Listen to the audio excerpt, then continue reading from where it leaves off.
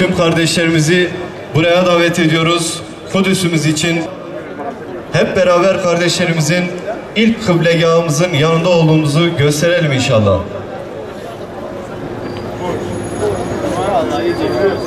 Allah hepinizden razı olsun.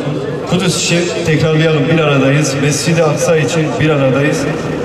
Ramazan-ı Şerif'in son cuması malumunuz Dünya Kudüs günü ve bizler tüm Müslümanlar olarak dünyanın dört bir yanında mazlum kardeşlerimizin, tabi sadece Filistin, Mescid-i Aksa değil, biliyorsunuz neredeyse tüm İslam beldeleri zulüm altında, işgal altında diyebiliriz. Cuma günü bu saatlerde.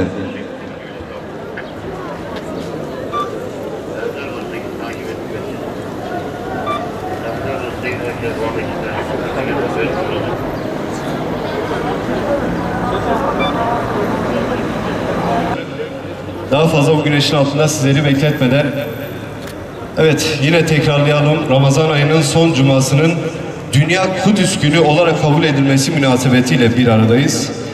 Böylesi önem arz eden bir günde atacağımız adımlar ve takınacağımız tavırlar elbette ki biz Müslümanlar için önemli.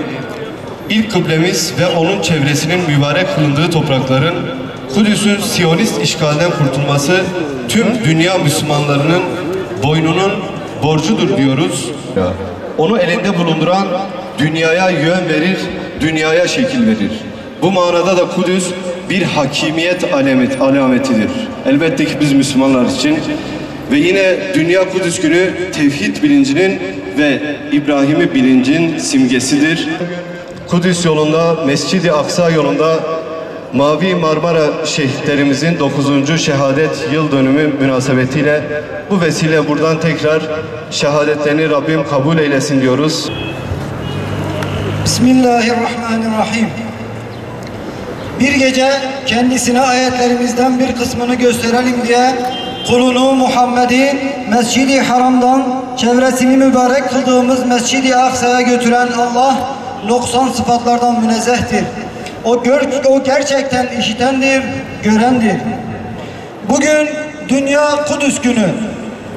Müslümanların ilk kıblesi olan Mescid-i Aksa, Filistin toprakları 1948 yılından bu yana Siyonist rejimin işgali altındadır. Başta ABD olmak üzere batılı devletlerin desteğiyle günümüze kadar artarak devam eden bu işgal Müslümanlar için kutsal Kudüs davasına dönüşmüştür. Bu münasebetle her Ramazan ayının son cuması Dünya Kudüs günü olarak anılmaktadır. Biz de bugün burada bu amaçla bir araya gelmiş bulunmaktayız.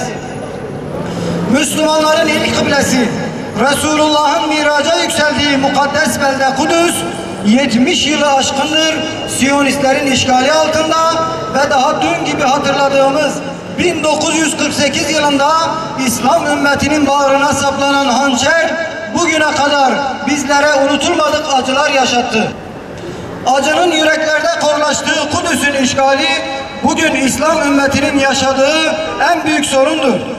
Unutulmamalıdır ki Kudüs hür olduğunda ümmet hür olmuştur. Esir olduğunda zillete düşar olmuştur.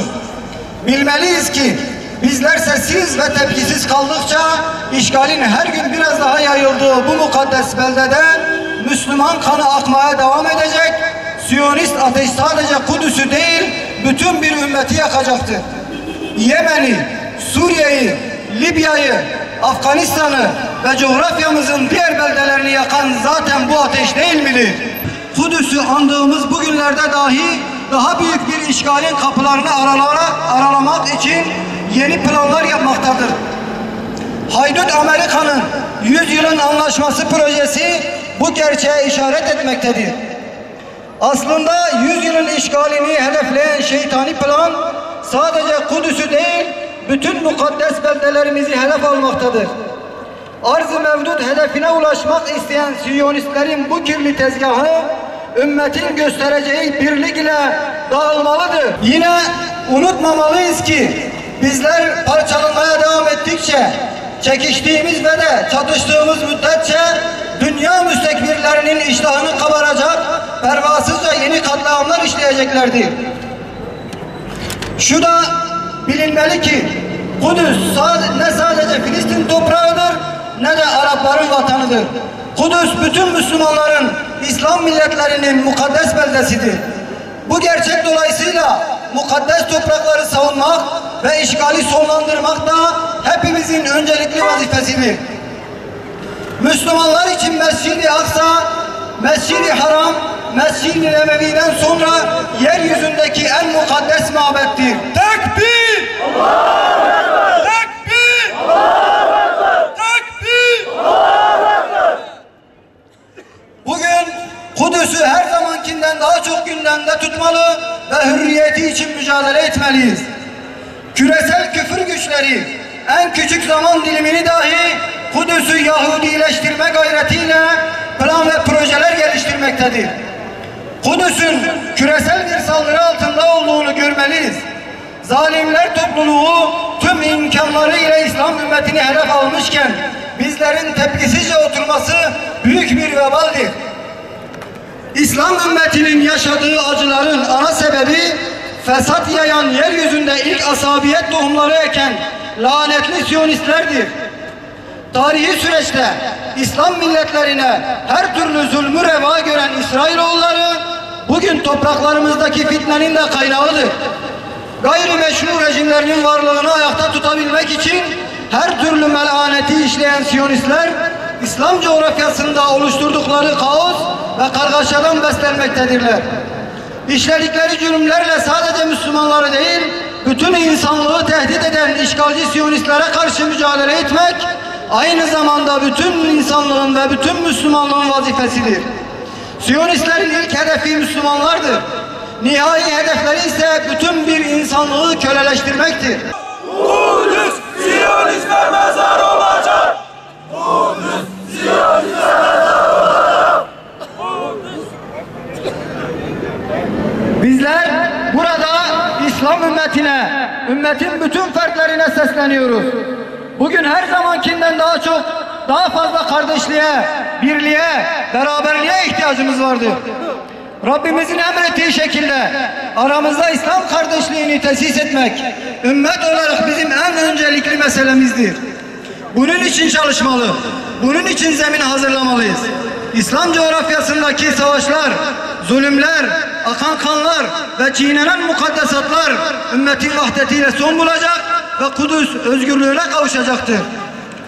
Müslümanlar kardeş olduklarının farkına vardığında, birbirleriyle ilgili ötekileştirici çatışmacı dili bıraktıklarında, artık namluların yönünü birbirlerine doğrultmadıklarında muzaffer olacaklardır inşallah. Kudüs bizim birleşmemizi beklemektedir. Biz kendi aramızda birlik kurmazsak bu zillet hali ve bu yaşadığımız bu acılar katmerlenerek devam edecektir. İçinde bulunduğumuz bu mübarek ayda ümmetin içinde bulunduğu hali, Kudüs davasını ve kendi sorumluluğumuzu çok daha fazla düşünmeli, bol bol dua etmeli, Müslümanların birlik ve beraberliği için harekete geçmeliyiz. İslam coğrafyasındaki işgal, savaş ve kutsallığımızın ayaklar altına alınması artık son bulsun. Müslümanların kanlarını akıtmaya kimse cesaret edemesin.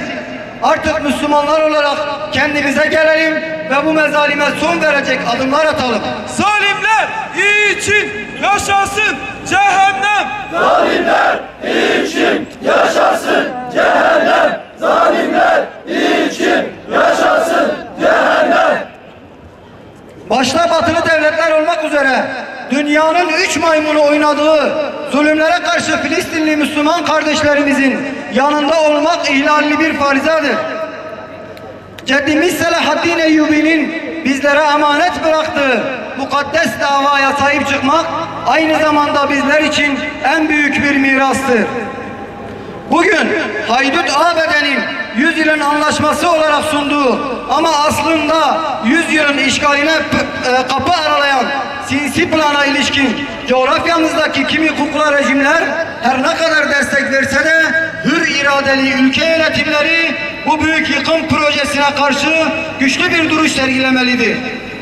Buradan İslam ülkelerinin idarecilerine sesleniyoruz.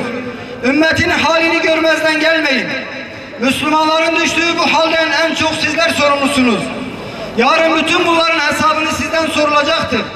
Bu ağır vebalin altından kalkamazsınız. Müslümanların kanına giren zulüm güçleriyle işbirliği yapmaktan, özellikle de Siyonist rejim ile münasebetten kaçınmalısınız. Siyonistlere cesaret verecek tavırlar için içine girdikçe kendinize de, ümmete de, ümmet coğrafyasına da büyük zararlara sebebiyet veriyorsunuz.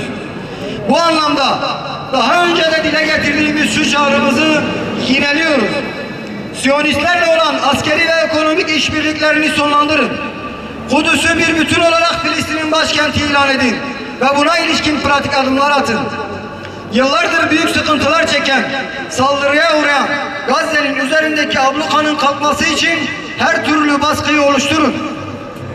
Siyonist sermayenin ülkenize ticaret yapmasına izin vermeyin. Filistin topraklarını işgal altında tutan Siyonistlerin meşru olmayan rejimini tanımaktan vazgeçin. Bu münasebetle bir kez daha Dünya Kudüs Günü'nün İslam ümmetinin birlik ve beraberliğine vesile olmasını Rabbimizden niyaz ediyoruz. Müslüman kardeşlerimizin akan kanının durmasının, var olan iç çatışmaların sona ermesini temenni ediyoruz. Ayrışan değil, bütünleşen bir ümmetin inşası için Rabbimizin vesileleri yaratacağını umuyoruz. Ümmetin vahdeti ve Kudüs'ün özgürlüğüne şahit olacağımız yarınların bizlere nasip olması duasıyla Allah'a emanet olun ve selam. Ey hayatın ve ölümün sahibi olan ve şehadeti bizlere en kutlu ideal olarak tanıtan Rabbimiz, Miracın şehri Kudüs uğruna bizleri canını feda edebilen kullarından eyle inşallah. Ey Rabbimiz, dünyayı yaşanmaz hale getiren zalimlere, ümmetin birliğini, dirliğini bozmak isteyen bu Siyonist ve emperyal güçlere karşı bizleri uyanık eyle. Zalimler topluluğuna karşı bizlere yardım et. Bugün Filistin başta olmak üzere Müslüman beldelerinin hemen hepsinde zulüm ve katliamlara maruz kalan, ülkeleri işgal edilen, camileri, değerleri harp edilen, hakları, hukukları ihlal edilen bütün kardeşlerimize yardım eyle. Bizi onlara yardımcı eyle. Nusretini, inayetini zaferle nasip eyle inşallah. Değerli kardeşler, Musallatlar Cemiyeti Bingöl Şubesi adına çok teşekkür ediyoruz. Rabbim hepimizden razı olsun inşallah. Sükunet içerisine dağılıyoruz. Yüreklerimizde, dillerimizde Kudüs eksik olmasın inşallah.